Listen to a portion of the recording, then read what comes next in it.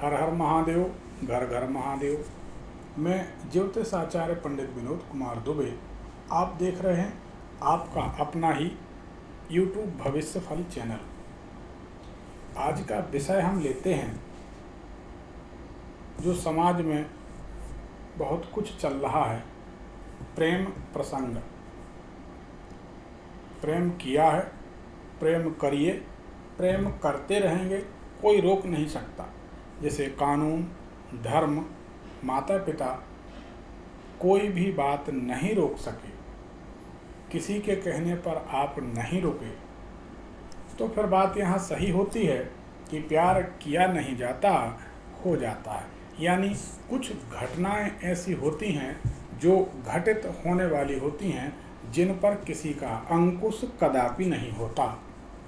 ये बात सत्य है, हम इस बात से सहमत हैं, क्योंकि प्रेमी तो हम भी हैं, इसमें कोई दो राय नहीं। लेकिन हम भगवान शंकर के प्रेमी, मीरा भी प्रेमी थी, भगवान कृष्ण की प्रेमी थी, लैला मजनू भी प्रेमी थे, एक दूसरे के प्रेमी थे। अब डिपेंड करता है किसको किससे प्रेम हुआ, क्यों हुआ, ये तो प्रारब्ध की बात है। बिना प्रारब्ध के कुछ भी नहीं होता। एक बात नोट कर लीजिए कि अगर आपका पिछले जन्मों का कोई संयोग नहीं है, कोई दावा नहीं है, कोई लेन देन बाकी नहीं है, तो ना तो प्रेम होगा और ना ही दुश्मनी होगी। बिल्कुल यह बात सत्य है। इसको गीता भी प्रतिपादित करती है कि पिछले जन्मों के कर्म के अनुसार ही मनुष्य का ये जन्म होता है। तो ये बात तो सत्य है। आपने एक बात नोट की होगी, हालांकि यह विषय मेरा नहीं है, परंतु फिर भी समाज में जो है तो उसके कारण ये वीडियो हम बना रहे हैं। और इस वीडियो का जो शीर्षक है वह यह है कि आपका प्रेमी या आपकी प्रेमिका सच्चे हैं या आपको धोखा देंगे। ये आज का मुख्य विषय है। इसको कैसे परखा जाए, आपके साथ प्रेम के बदले प्रेम प्राप्त होगा या प्रेम के बदले जो प्रेम का प्रतिदान मिलना चाहिए वह ना मिलकर धोखा मिलेगा। तो यह बात सत्य है कि पिछले जन्मों के कर्म के अनुसार मनुष्य का इस जन्म में किसी न किसी कन्या के प्रति या किसी न किसी बालक के प्रति मनुष्य का बरबस आकर्षण हो जाता है। लोग कहते हैं, लोगों को हमने रोते हुए देखा है, तड़पते हुए, बिलखते हुए देखा है और मुट्ठी में जहर लिए देखा है, और जहर हमने फेंकवाया लोगों के हाथ से और उनको कुछ सांत्वना भी दी। कभी कभी परिस्थिति, बस ऐसी परिस्थितियां बनी कि उनके कुछ रास्ते निकाल दिए, न चाहते हुए। किसी के प्राण जा रहे थे, किसी के प्राण बचाने थे, तो आशीर्वाद दे दिया और कुछ दिन में उनका सब कुछ ठीक भी हो गया। भगवान की कृपा है। करते हो तुम कन्हैया मेरा नाम हो रहा, भगवान कर देते हैं और क्रेडिट हमको मिल जाती है, भगवान की विशेष अनुकंपा। परंतु हमने यह पाया कि मनुष्य का प्रेम प्रसंग जब होता है, यह पिछले जन्म जन्मांतरों की आत्माओं का संयोग जब जुड़ता है, तभी आपने देखा होगा, अगर आपने कभी प्रेम किया होगा किसी से तो आप इस बात को जानते होंगे। जैसा लोग बताते हैं, जानकार लोग बताते हैं, जैसे मैं अपना अनुभव बताता हूँ कि मैं जब भगवान शंकर की कथा, भगवान के प्रवचन, भगवान के भजन, भगवान का अभिषेक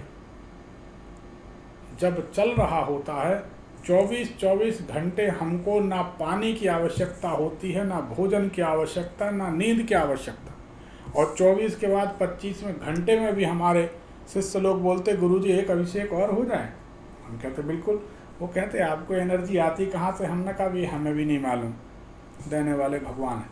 तो आपने ये बात देखी होगी कि जब आप किसी से प्रेम करते हैं या किसी से प्रेम होता है तो आपकी एक नहीं चलती। ये बात तो हम मानते हैं, इसमें हम किसी को दोषी नहीं मानते। हम एक कोशिश ज़रूर करते हैं कि इससे बचना चाहिए, क्योंकि जब ये शुरू होता है तब सारे काम बंद हो जाते हैं। फिर दूसरा कोई काम नहीं होता। जो असफल होते हैं फिर वो गाते फिरते हैं, यहाँ किसी को मुकम्मल जहाँ नहीं मिलता। तो ये चलता रहता है।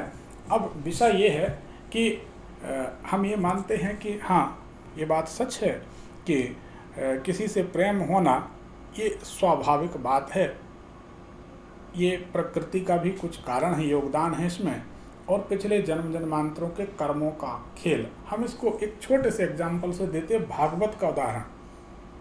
श्रीमद् भागवत हमने की है, श्रीमद् भागवत में भी हमने कथा सुनाई है और ये बात सही है। भगवान कहते हैं, श्याम सुंदर कहते हैं कि एक गाय जिसने अपने बच्चे को, बछड़े को जन्म दिया है, माँ और बेटे को, गाय और बछड़े को पृथक पृथक कर दीजिए, दूर दूर कर दीजिए। 1000 गायों के बीच में उसकी माता को, गाय को मिला दीजिए, मिक्स कर दीजिए। बछड़ा ढूंढते ढूंढते ढूंढते, सूंघते सूंघते अपनी माता के पास पहुंच ही जाएगा। ऐसे ही भगवान कहते हैं कि मनुष्य के जन्म जन्मांतरों के जो कर्म के फल हैं, वह अच्छे हों या बुरे हों, वह उचित समय पर, उचित स्थान पर उस मनुष्य को सुख देने के लिए या उस मनुष्य को दुख देने के लिए उपयुक्त स्थान पर, उचित समय पर अगले जन्मों में पहुंच जाते हैं। आपने देखा होगा, कोई कहता अरे वो तो अच्छा भला अभी यहीं बैठा था, अचानक वो आया, उसने कहा चलो चाय पीने चलते हैं। अपने दोस्त के साथ चाय पीने गया, रास्ते में गया, एक्सीडेंट हो गया, पैर कट गया। चाय इतनी महंगी पड़ी, चाय तो बहाना है, दोस्त बहाना है, उसको उचित स्थान पर जाकर दंड मिलना था, इसलिए उसका पैर कट गया। अब पिछले जन्मों का कुछ प्रारब्ध रहा होगा।